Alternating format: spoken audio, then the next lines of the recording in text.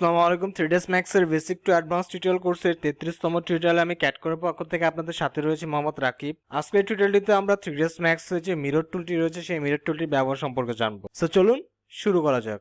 So right now আমি রয়েছে আমার 3ds Max সফটওয়্যারটির মধ্যে।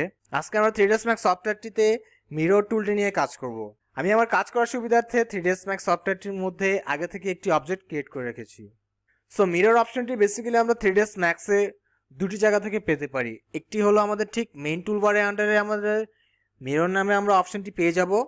আরেকটি হলো ঠিক মেনু বারের মধ্যে যে টুলস যে আইকনটি বা টুলস যে অপশনটি রয়েছে সেই অপশনটির উপরে যদি সিম্পলি আমি ক্লিক করি এবং ক্লিক করে আমি যদি নিচের দিকে আসি তাহলে আমি এখান থেকে আমার মিরর অপশনটি পেয়ে যাচ্ছি।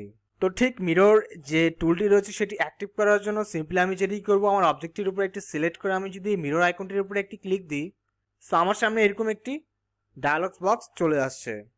ঠিক এই ডায়ালগ বক্সের মিরর অ্যাক্সিস অর্থাৎ আমি কোন ডাইরেকশনে আমার অবজেক্টটিকে মিরর করতে চাই সেটি আমাকে শো করছে।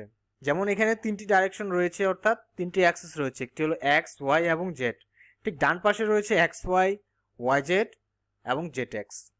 ঠিক নিচের দিকে যদি আমি একটু আসি, আমি এখানে পেয়ে যাচ্ছি হলো ক্লোন সেকশন। এই ক্লোন সেকশনের আন্ডারে no clone, copy, instance, reference নামে চারটি অপশন রয়েছে। আমার যে অবজেক্টটি রয়েছে অর্থাৎ আমি যে অবজেক্টটিকে মিরর করব সেই অবজেক্টটিকেই যদি শুধুমাত্র আমি স্পেসিফিকভাবে মিরর করতে চাই তাহলে সেক্ষেত্রে আমি নো ক্লোন অপশনটিতে সিলেক্ট করে রাখবো। ঠিক যদি আমি আমার মেইন অবজেক্টটির একটি কপিকৃত অবজেক্টকে মিরর করতে চাই তাহলে ঠিক আমি কপি অপশনটিতে সিলেক্ট করব। ইনস্ট্যান্স অপশনটি হলো, আমি যদি ইনস্ট্যান্স অপশনটির উপরে সিলেক্ট করি তাহলে এটি কপি অপশনের মতনই কাজ করে এবং আপাত দৃষ্টিতে কপি এবং ইনস্ট্যান্সের মধ্যে কোনো পার্থক্য আমরা পরিলক্ষিত করতে পারছি না। কিন্তু কপি এবং ইনস্ট্যান্সের মধ্যে কিছু ডিফারেন্স রয়েছে, কিছু পার্থক্য রয়েছে। ঠিক আমি যদি ইনস্ট্যান্সে ক্লিক করে আমার অবজেক্টটিকে আমি মিরর করি তাহলে আমার যে কপিকৃত অবজেক্টটি অথবা আমি যদি যে মেইন অবজেক্টটি রয়েছে দুটির মধ্যে যে কোনো একটিতে যদি আমি কোনো চেঞ্জেস করি তাহলে ঠিক আমার সেটি থেকে যেটি কপি হয়েছে বা যে কপিকৃত অবজেক্টটি দুটির মধ্যেই সেই চেঞ্জেসটা অ্যাপ্লাই হবে। আমি অর্থাৎ একটির মধ্যে চেঞ্জেস করব, অপরটির মধ্যে অটোমেটিকলি আমার চেঞ্জেসটা অ্যাপ্লাই হয়ে যাবে। আর যদি ঠিক আমি কপি করে আমি যদি মিরর করি আমার অবজেক্টটিকে তাহলে যে কোনো একটি অবজেক্টে আমি যদি কোনো চেঞ্জেস করি তাহলে শুধুমাত্র ওই অবজেক্টটিতেই চেঞ্জেসগুলো অ্যাপ্লাই হবে, আমার অন্য কোনো অবজেক্টটিতে আমার কোনো চেঞ্জেস অ্যাপ্লাই হবে না। সো ঠিক আমি আমার কপি এই অপশনটির উপরে সিলেক্ট করে আমি মিরর অ্যাক্সিসটি আমি দেখাবো এবং মিরর অ্যাক্সিস আমি যদি ওয়াই ডাইরেকশনে দিই তাহলে আমার এই অবজেক্টটি ওয়াই ডাইরেকশনের দিকে মিরর হবে। ঠিক যদি জেড ডাইরেকশনে দিই তাহলে আমার অবজেক্টটি জেড ডাইরেকশন দিকে মিরর হবে। ঠিক একইভাবে এক্স ওয়াই দিলে এক্স ওয়াই এর দিকে, ওয়াই জেডের দিকে দিলে ওয়াই জেড, জেড এক্সের দিলে জেড এক্স। সো আমি এখানে এক্স ডাইরেকশনে দিয়ে রাখলাম।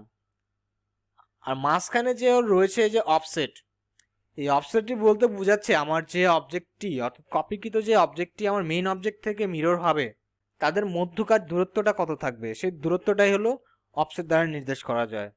সিম্পলি আমি যদি এখানে অফসেট রাখি 10 ফিট তাহলে এখানে প্রিভিউ হিসেবে আমি দেখতে পাচ্ছি যে আমার অবজেক্টটি ঠিক 10 ফিট দূরত্বে অফসেট হয়ে গিয়েছে।